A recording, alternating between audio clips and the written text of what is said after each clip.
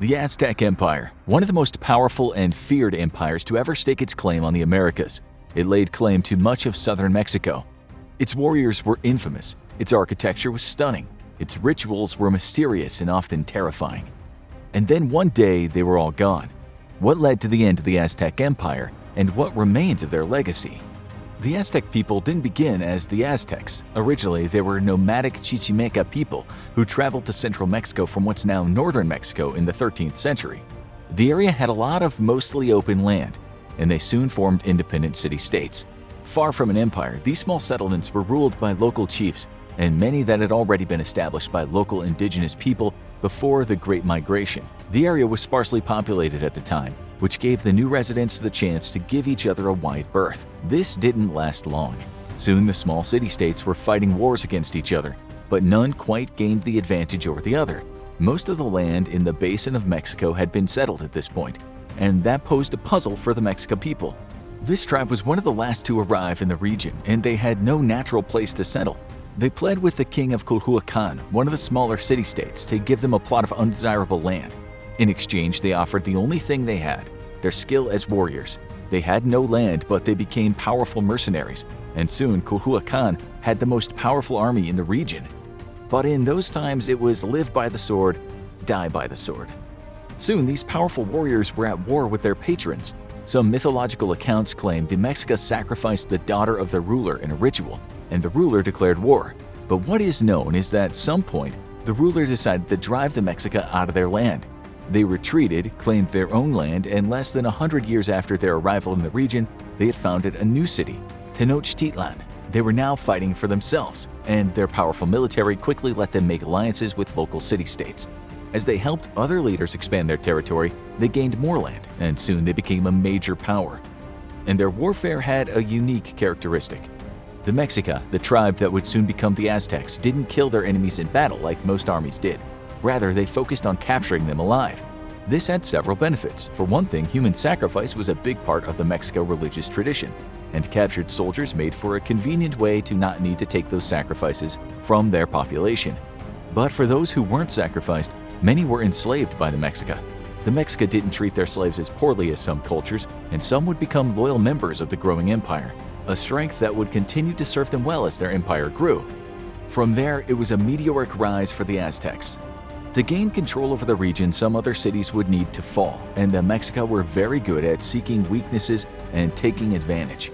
When the king of the Tepanec tribe died, it caused a nasty succession crisis as his son went to war against his chosen heir.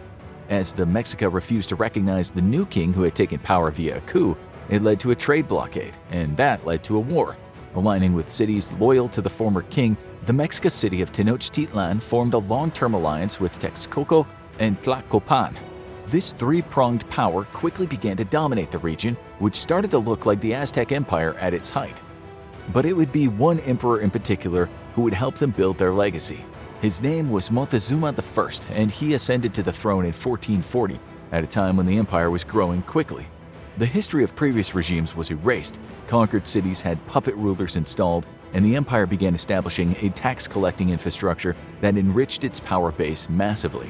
To increase loyalty, cities received a portion of tributes, something that was in danger if a city rebelled against the emperor. A more modern system of laws was instituted, albeit one that still had the death penalty for a host of offenses. Public education and religious schools were created, and the military was refined and strengthened. Because for the Aztecs, religion and war were closely linked. Fighting was key to Aztec rituals, as well as essential for the capture of prisoners used in religious rituals. Because of that, Montezuma I and rival states in the region would conduct ritualized wars called flower wars. The terms of combat would be arranged between the two leaders in advance. Limited troops would be supplied for each side, and both sides would get all the prisoners they could take from the enemy. Not only did this take care of the need for prisoners, but it kept the Aztec army sharp at all times. No matter what happened, the Aztecs would be trained to have a supply of warriors ready to go. So, how did it all go wrong? For one thing, the Aztecs had an ongoing rivalry with the city-state of Tlaxcala. They would regularly roust them in the flower wars, and while this was mutually organized, it still built no shortage of resentment among the residents of their rival. At the same time, they were continuing to expand aggressively. After Montezuma died in 1469, they had a quick succession of rulers that engaged in many wars. While they did increase their territory, many of those regions had ongoing rebellions that taxed the Aztec forces. While the alliance was still formally ruled by 3 cities that had aligned, the Mexica tribe was increasingly dominating the Aztec affairs. And the next emperor was about to make some key mistakes. Montezuma II had a lot to live up to, being named after the most beloved emperor in the alliance's history. But he wouldn't follow in his footsteps. His reign was mostly dominated by ongoing battles against the rival Purepecha Empire, failed attempts to expand, and increasingly harsh laws in the core cities. He abolished several ranks of nobility, deepening the chasm between rulers and the commoners, as well as removing many of his predecessors' advisors. Morale in the city was at an all-time low. The military was taxed and challenges were mounting, but it was all about to be for nothing, as ships were on the horizon. The arrival of the Spanish Armada usually created the impression of an empire with one of the world's most powerful countries behind it. But as the ships arrived in Mexico in 1519, the reality was actually very different. The commander of the mission, Hernán Cortés, was not the powerful conquistador he portrayed himself as. In fact, he'd already been removed from his position by the current governor of Cuba and would likely be sent back to Spain in disgrace. So he did what any good, completely stable conquistador would do: steal a bunch of ships and, with around 630 hardcore loyalists, set sail on a new mission to prove himself. Up against the Aztecs, he would likely be doomed, right? Cortés might have been heavily outmanned by the Aztecs, but he had an ace up his sleeve. An ace named Jerónimo de Aguilar, a shipwreck survivor from Spain who had the edge of being able to speak both Spanish and the Mayan dialect common in Central America. As they made land, they did battle with the army in Campeche, and then successfully made peace with the ruling tribe, which allowed them to gain a native translator from the king. This slave, La Malinche, would become essential as Cortés made his way north to the Aztec Empire. Cortés was still massively outgunned, but he understood statecraft and treachery better than anyone. His next stop was the city of Zempoala, one of the many regions that the Aztec Triple Alliance had conquered and turned into a tributary province. Cortés founded a small town nearby, named Veracruz, and greeted the Aztec ambassadors. The relations between the Aztecs and the Spanish settlers opened surprisingly peacefully. But it was all a lie. Cortés was learning about the Aztec way of life, finding out their weak points, and finding out who he could manipulate against them. Soon after the ambassadors departed, Cortés met with the local Teutonic leaders in Zempoala, and they wasted no time telling him about their grievances against the Mexican rulers. Cortés encouraged their anger, telling them it was time to strike back, and the next time the empire sent a tax collector, the tribe arrested and imprisoned them. Tensions were heating up, exactly as Cortés intended. One thing the tribes of the regions would soon learn is that when Hernán Cortés helped you out, he was usually 5 seconds away from backstabbing you, and probably your enemies not long after that. The Aztecs were enraged by the capture of their official, and it could have led to war, except that Cortés soon released the tax collector, blaming the Teutonic tribe. He was successfully playing both sides against the other, so much so that the Teutonic eventually provided him with additional soldiers. They hoped to use him against the Aztecs, but he was only working for himself. And even his own people were starting to notice. While Cortés was now the de facto leader of the Teutonic, his own troops were becoming increasingly uneasy. A mutiny was planned, but Cortés got word of it ahead of time and sunk his own ships to prevent the men from fleeing back to Cuba. They were stuck, and so was he, having committed to war against the most powerful empire in Mexican history. At this point, the Teutonic army was way too small to challenge the Aztecs. But that would change soon, because Cortés' strategy was to build up his forces by targeting other rivals of the Aztecs, those he could win a war against. When he crossed into the city of Tlaxcala, their general viewed him correctly as an enemy and declared war. But as Cortés' army held them off, his men worked their diplomatic magic on the troops, and they turned on their own general. Soon he had won the support of the city and a massively increased army size. Other expeditions showed the darker side of his march across Mexico. Cortés would soon take his army to the city of Cholula, where they were greeted as guests. But soon rumors were spreading of a plot against the Spanish soldiers, likely from locals who didn't trust their intentions. Cortés' response to these rumors? A massive attack against a group of Cholulan civilians in the public square. The worst massacre yet perpetrated by his soldiers since his arrival. Cortés had only been in the region for half a year, yet he had brought several major cities and tribes to heel and gained the loyalty of others. And now he had his sights on the biggest prize of all. The city of Tenochtitlan was the crown jewel of the Aztec Empire, and when Cortés and his closest loyalists arrived in the city, they were welcomed as guests. The Aztecs even allowed him to stay in the palace of a former emperor. Cortez used this opportunity to gain the trust of the current Emperor Montezuma II. But it wouldn't last. A clash between Spaniards and a local Aztec lord in Veracruz left 2 Spaniards dead, and Cortez wasted no time taking revenge, ordering his men to make the emperor his prisoner. The Spaniards were massively outnumbered, but Montezuma II wasn't willing to risk his own life in the battle, and the Aztecs were ordered by their emperor to cooperate. With only minimal effort, Cortez had taken control of the capital city of the Aztecs and rendered their emperor his puppet. But not everyone was willing to go along with this, and Cortez's earliest sins were about to come back to haunt him. Since his arrival, Cortez had largely convinced everyone that he was the official representative of the Spanish Empire, but that was about to be tested when a much larger Spanish fleet arrived, carrying thousands of soldiers. They weren't there to aid in the conquest of the Aztecs, they were there to arrest Cortez for treason. Remember, it was less than a year ago when Cortez betrayed the government of Cuba and stole his ships. Cortez was outmanned and was probably headed for the gallows until the Spanish commander's men saw just how effective Cortez had been at taking territory. He soon convinced several key lieutenants to switch sides, and Cortez was able to rout the Spanish forces and grow his army further. But he was almost about to be undone by his own personnel choices. Cortez had maintained a delicate balance over the course of his invasion, working to gain the trust of local tribes and then undermining them from within. His second-in-command, Pedro de Alvarado, had no such subtlety. He was disgusted by the rituals of the Aztec people, and Cortez had chosen to leave him in charge while he was dealing with the Spanish invasion. That happened to coincide with an Aztec ritual involving human sacrifice to the sun god Huitzilopochtli, and de Alvarado responded by massacring a group of Aztec nobles. Not surprisingly, this resulted in retaliatory strikes against the Spanish quarters. Cortez returned to the city, saw everything falling apart, and demanded his puppet emperor put down the rebellions. There was just one problem with that. The Aztecs had grown tired of serving under an emperor who took his orders from a foreign commander. And while Cortez was away, the ruling council had taken a rare step of voting to remove the emperor from power and replace him with his brother Cuitlahuac. A brief civil war ensued, and in the mayhem, Montezuma II was killed by a slingshot. Cuitlahuac had taken control of the empire and began mounting resistance to the Spanish invaders. He took Cortez by surprise and gave the citizens of Tenochtitlan new hope for resistance. His reign would also be the beginning of the end. Having lost their hold on the city, the Spanish were forced to retreat in disgrace. Cortez had been baited into leaving the city, and it had cost him everything. It was such a disaster for the Spanish that it even became known as the Sad Night, or La Noche Triste.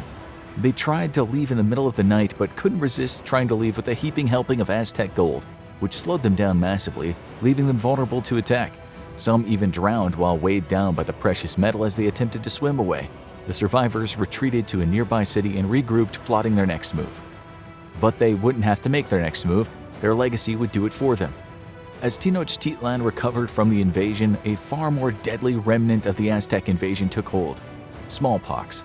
The Aztecs had never been exposed to deadly European diseases before, and that left them uniquely vulnerable to the contagion. Fast-spreading, painful, disfiguring, and incredibly deadly, the smallpox virus spread like wildfire through the Aztec capital. Soon, more than 50% of the city's population had died, including their emperor Cuitlahuac, who had reigned for less than a year before he fell ill. His successor Cuauhtémoc was left with the city in ruins and had no time to pay attention to what he thought were the defeated Spanish invaders. But, as he would soon find out, they were anything but defeated. For all of Cortez's mistakes, he had done one thing very right. He knew how to manipulate dissent, and if there was someone out there unsatisfied with Aztec rule, be they rival states, tributes, or Aztec dissidents, there was a place for them in Cortez's coalition. As the Aztec Empire weakened due to the plague, Cortez assembled a powerful army of tribes and his own forces. Now, leading an army close to 100,000 strong, he was ready to make a second march on the city of Tenochtitlan. And this time, he would not be caught unprepared. And there was one big change. This time, the other capitals of the Triple Alliance, Tlacopan and Texcoco, had sided with him. Texcoco had even formed a formal alliance with Spain and was responsible for many of the boats Cortez would use in the invasion. And the Aztecs were preparing for one final stand. In the aftermath of the smallpox plague, Tenochtitlan had turned into a fortress with a new king and a smaller population. They were rebuilding more and had little ambition to spread outward. It was an effective defense strategy because it would allow them to see the Spanish invasion coming, but it would only go so far. And any of their expeditions against Cortez during this period saw heavy losses. The weakened Aztec Empire had little to do but watch, wait, and try to pull off one last miracle. But this time there would be no miracle. It was April 1521 when Cortés made his next big move, announcing a blockade of Mexico to bring peace to the region. He enforced this with a large fleet of Texcoco-built ships and defeated the armies of several Aztec loyal cities along the way. Those who weren't killed were taken as slaves, growing Cortés's numbers further. Soon they had taken up positions around Tenochtitlan and aimed to cut off the city before making their big move. Their first step was to try to cut off the Aztec water supply, disconnecting the aqueducts from nearby springs in Chapultepec. Then they made their first push into the Aztec capital, but were pushed back by a fierce resistance. Cortés changed up his strategy and aimed to starve out the Aztecs. The causeways that reached the city were their main source of supplies, including water, now that the aqueducts had been targeted.